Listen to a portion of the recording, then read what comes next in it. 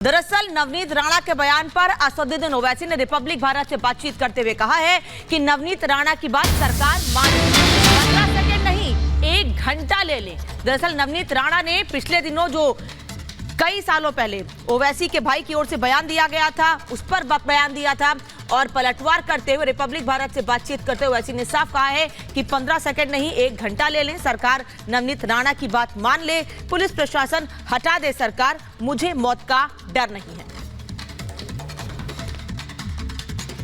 नवनीत राणा कल आई और उन्होंने वो 15 मिनट वाले वीडियो पर बोला कि 15 सेकंड अगर आप हटा दो तो हम बता देंगे। अच्छा हटा दीजिए ना, दिखा दीजिए हमको क्या करेंगे आप। चलिए हटाइए, मोदी जी को बोलिए चलिए 15 सेकंड हटा के देखिए क्या करेंगे आप। इखलाक कर देंगे, मुझे पीलू खान कर देंगे, मुख्तार कर देंगे, या क्या बोलते हैं उनको जो मारे गए उन्होंने अतीक कर देंगे, क्या करेंगे कर दीजिए ना, कौन रोक रहा है आपको। अरे भाई 15 सेकंड आप उनको बोलिए कि मैं आ जाता हूँ, 1 घंटा ठहर जाता हूँ, कर दीजिए जो करना है। हम मौत से डरने वाले नहीं है। देखिए आप और हम दुनिया में जब आए ना तो अपनी जिंदगी लिखा कर लाए, अपना रिज़्क़ यानी जो लाइवलीहुड है और इज्जत लिखा के लेकर आए। कोई माइका लाल क्या करेगा अगर मेरी मौत किसी के हाथ पे लिखी है। वो मौत की बात नहीं, सुनिए ना। हाँ। हमारे जिंदगी का मोटो क्या है? शहादत है मतलूब मकसूद मोमिन, ना माले गनीमत ना किश्वर की शाही। आप कर दीजिए 15 सेकंड आपको चाहिए, देते ना 1 घंटा देते हैं आपको। चलिए वो उस वीडियो के रिएक्शन। अरे क्या रे छोड़िए ना। हाँ। कोर्ट से फैसला हो चुका है। हाँ। अब वो खुद ही अपनी सीट नहीं बचा पा रहे वहाँ पर। आपको लग रहा है वो हार रहे हैं? इंशाल्लाह हारे वो। हाँ।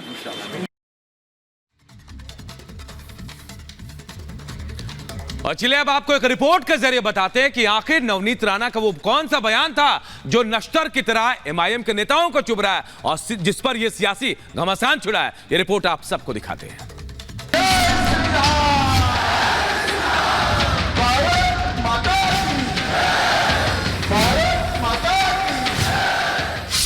हैदराबाद की फिजा में सियासत का शोर है, प्रचार का जोर है, वार पलटवार है और जीत की ललकार है।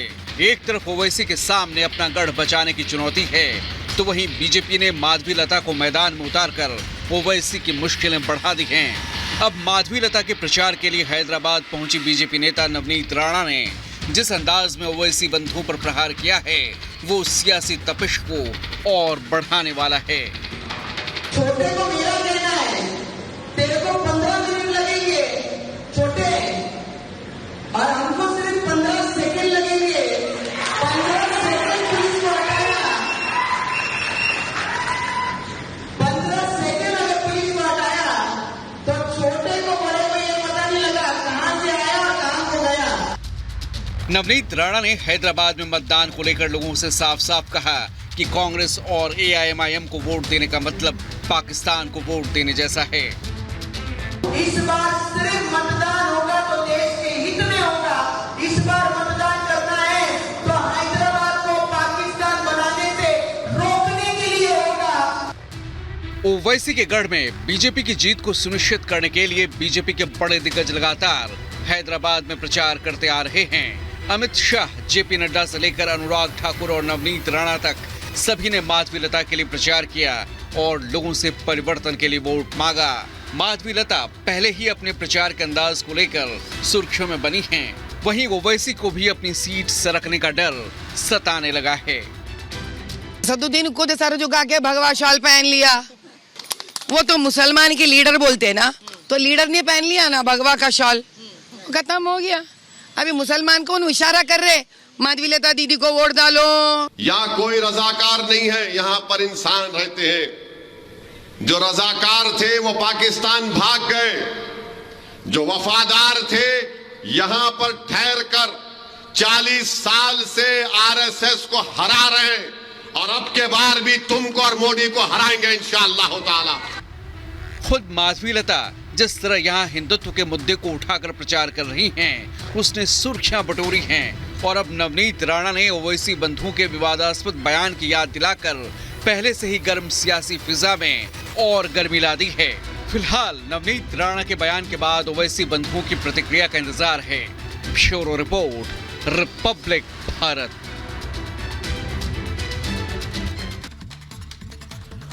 और सियासी माहौल के बीच एक रिपोर्ट सामने आई है जो चर्चा का विषय बन गई है। उस रिपोर्ट में हिंदुओं की आबादी कई सालों से घटती जा रही है। खुलासा हुआ है, आपको ये जानकारी दे दें, पीएम की आर्थिक सलाहकार परिषद की ये रिपोर्ट है जिसमें बताया गया कि भारत में हिंदुओं की आबादी घटी है।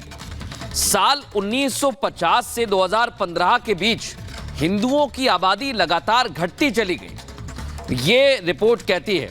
और जो आंकड़ा बताया गया है 7.82% हिंदुओं की आबादी घट गई है।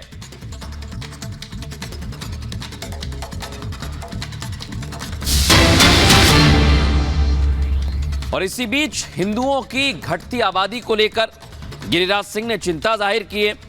गिरिराज सिंह ने कहा है कि इसकी वजह कांग्रेस है। कांग्रेस ने रोहिंग्याओं को पराश्रय दिया, यानी घुसने दिया, और विपक्ष गजवाए हिंद की तैयारी में है। इस बात की ओर भी वो इशारा कर रहे हैं। देखिए, कुछ लोग देश को भ्रमित करना चाहते हैं और सच्चाई कभी छुप नहीं सकती। अगर ये सलाहकार समिति की रिपोर्ट तो कह रहा, मैं तो इससे बढ़ के कहना चाह रहा, हम देश में 47 में लोग कहते हैं हम लगभग 88% आबादी हमारी थी, 90%।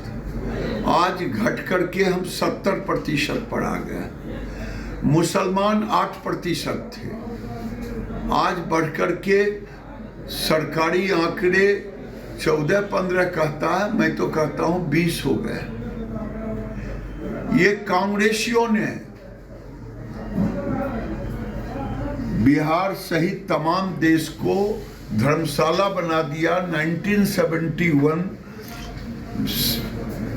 में जो बांग्लादेश से जो बांग्लादेशी घुसपैठी आए, उस समय से इन्होंने एक तरह से चारागाह बना दिया इन भारत को, बिहार को।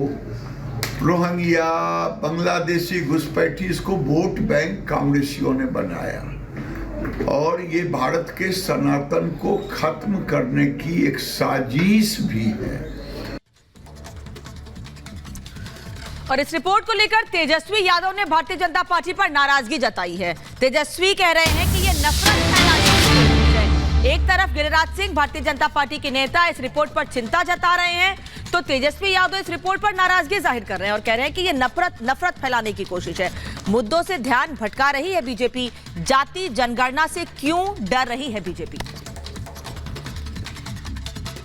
होना था 21-22 में, आज 24 हो गया, अभी तक तो हुआ नहीं। ये केवल देश की जनता को भ्रम में डालना और लोगों में नफरत फैलाने की बात ये लोग कर रहे हैं। ये पूरी तरीके से प्रधानमंत्री जी, भाजपा के लोगों का यही एजेंडा है। 10 साल तक इन्होंने लोगों को ठगा है और फिर ठगना चाहते हैं। और देखिए, जनसंख्या संतुलन को लेकर डिप्टी सीएम केशव प्रसाद मौर्य ने भी कहा कि कहीं ना कहीं इसके पीछे कांग्रेस है और इसकी वजह से ये जनसंख्या असंतुलन हो रहा है। तो देखिए, बड़ी खबर आपको बता रहे हैं, ये चिंता की बात है, केशव प्रसाद मौर्य कर रहे हैं, ये जनसंख्या का असंतुलन है, मुस्लिम तुष्टीकरण की राजनीति का ये नतीजा है। कांग्रेस ने मुस्लिम लीग की तरह काम किया, तो केशव प्रसाद मौर्य भी इसके लिए कांग्रेस को जिम्मेदार ठहरा रहे हैं और साफ तौर पर कह रहे हैं कि मुस्लिम तुष्टीकरण की राजनीति का ये नतीजा है जो जनसंख्या रिपोर्ट आई है। क्या कुछ क्या सुनाते हैं आपको? नहीं, वो बहुत गंभीर चिंता की बात है। और ये जो जनसंख्या का असंतुलन है, हिंदू की आबादी घटे और मुस्लिम की आबादी बढ़े, यह कांग्रेस की मुस्लिम तुष्टीकरण की राजनीति के कारण से हुआ है। कांग्रेस पार्टी ने मुस्लिम लीग की तरह काम किया है, जिसकी वजह से ये आबादी का जो संतुलन बिगड़ रहा है उसका एकमात्र कारण यही है। इसीलिए इस देश में सामान्य नागरिक संहिता की आवश्यकता है। सामान्य नागरिक संहिता, जैसे हिंदू एक विवाह करेगा वैसे मुस्लिम भी एक विवाह करेगा। ये नहीं कि हम 5 हमारे 25 के फार्मूले से आबादी का संतुलन बिगड़े, फिर देश के अंदर एक और पाकिस्तान की मांग पैदा हो। इस प्रकार की चीज़ों को रोकने के लिए सामान्य नागरिक संहिता इस देश में जरूरी है। और इस मुद्दे पर अब बयानबाजी तेज हो गई है। विश्व हिंदू परिषद ने भी इसे लेकर सवाल उठा दिए हैं, क्योंकि जैसे ही रिपोर्ट सामने आई है, अलग अलग बयान सामने आ रहे हैं, अलग अलग प्रतिक्रियाएं सामने आ रही हैं। और विश्व हिंदू परिषद के नेता डॉक्टर सुरेंद्र जैन का भी बयान सामने आ गया है और उन्होंने कहा है कि बढ़ती मुस्लिम जनसंख्या देश के लिए घातक है, देश के लिए खतरनाक है। समान जनसंख्या नीति बने, यानी जो पॉपुलेशन की बात करते हैं उसी को लेकर कहा गया है कि समान जनसंख्या की नीति बने, क्योंकि ये आंकड़े घातक हैं और लगातार बढ़ती आबादी खतरनाक है। कि भारत में मुसलमानों की आबादी 43.15% बढ़ी है। इस प्रतिशत के अंदर बांग्लादेश और रोहिंग्या घुसपैठिए शामिल नहीं है। इसमें मुस्लिम समाज का वह वर्ग भी शामिल नहीं है जो अपने आप को जनगणना जैसी गतिविधियों से दूर रखता है। इन सबको अगर मिला दिया जाए तो यह वृद्धि पूरे देश के लिए चिंताजनक है और यह और भी ज्यादा चिंता बढ़ा देती है जब हम यह देखते हैं कि हिंदुओं की आबादी घट रही है।